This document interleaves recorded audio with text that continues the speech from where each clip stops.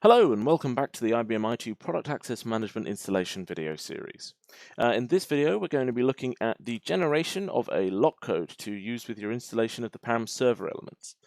The PAM server makes permits available to your clients, so to install the PAM server you first need to generate a lock code for your server, request the permits for your products from us at IBM, and then you'll install the licenses that we give to you onto your server.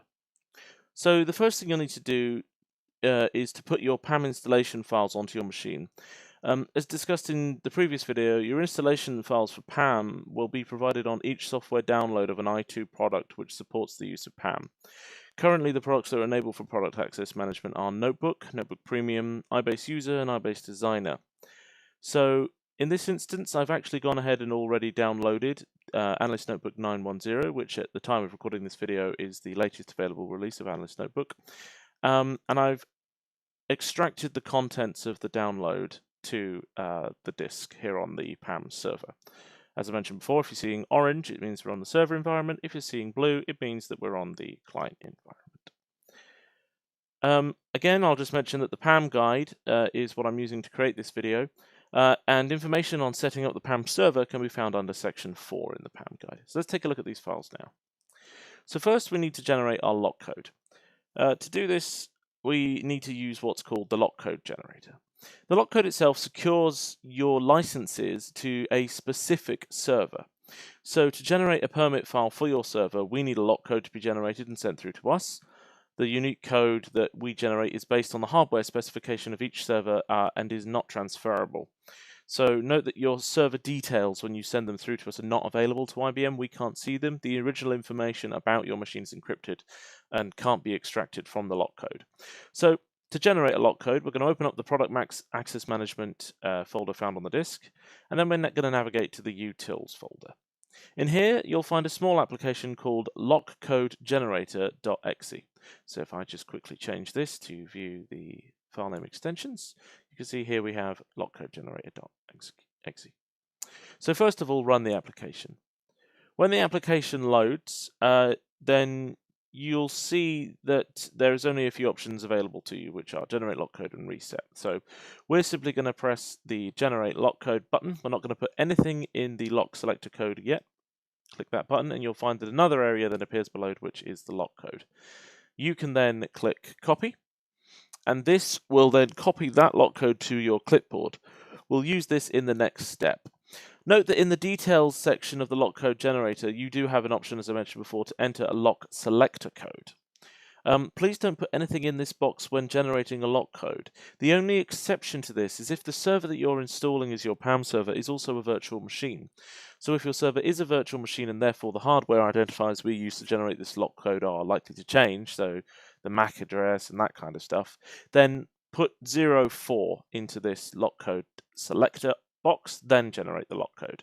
This will generate a different lock code than if you didn't put it in here, that is tied to fewer hardware elements. So now that you've generated that lock code, I'm, as I've mentioned before, using a VM, so I have put 04 in here and clicked copy.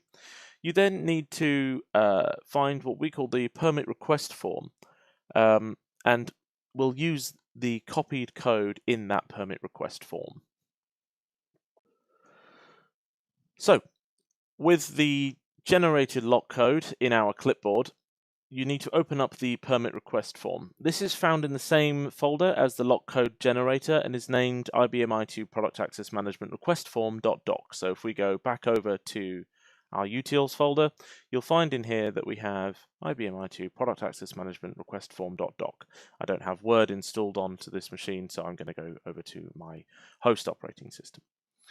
So when you open up the document, you'll find that there are a bunch of fields which we need to fill in. So the first thing we're going to do before we lose it is we're going to paste our newly generated server lock code into field 7 of this form. So once we've done that, we need to fill out the rest of the mandatory fields, which include the organization name, the contact name, the email address, the IBM customer number, the server reference ID, and then finally the table of how many users that we are entitled to per license of product. So over here, I'm going to very quickly just fill this out.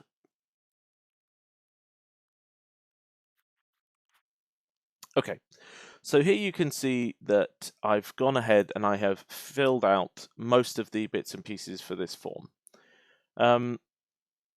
The only one I haven't filled out so far is the number of licenses, and that's because I need to make something clear here at this point in time. So I mentioned in a previous video that there currently only PAM-enabled products which exist are Analyst Notebook, Analyst Notebook Premium, iBase User, and iBase Designer. Strictly speaking, that's not completely true. We do have another product in quotes that is PAM-enabled, and that is Workstation. But Workstation is sold as a bundle of products. So if you own Analyst Workstation, that comes with a number of Analyst Notebook and a number of iBase licenses. This is important to note because you'll see in the table below we have Workstation User and Workstation Designer. If you have Analyst Workstation, please enter the number of user and designer licenses that you have for Workstation, not the number of licenses you have for the constituent product. So if you have 10 Analyst Workstation licenses, enter 10 in this box. Don't split it out into saying it's 5 user, 1 designer, 4 notebook. Just put 10 in the user box for Workstation. If you have any problems with any of the other fields, there is a key at the bottom of the permit request form. For example, you may need to find someone within your organization who knows what your IBM customer number is. The server reference ID is purely for your reference. So, for example, you might put in the server's domain host name, its IP address, its location, something like that. However, your email address, this is the email address that you want the licenses to be sent to. The only one on here which is in fact not mandatory is the optional notice text. And what the optional notice text does is when you start the product, a splash screen for the product is displayed.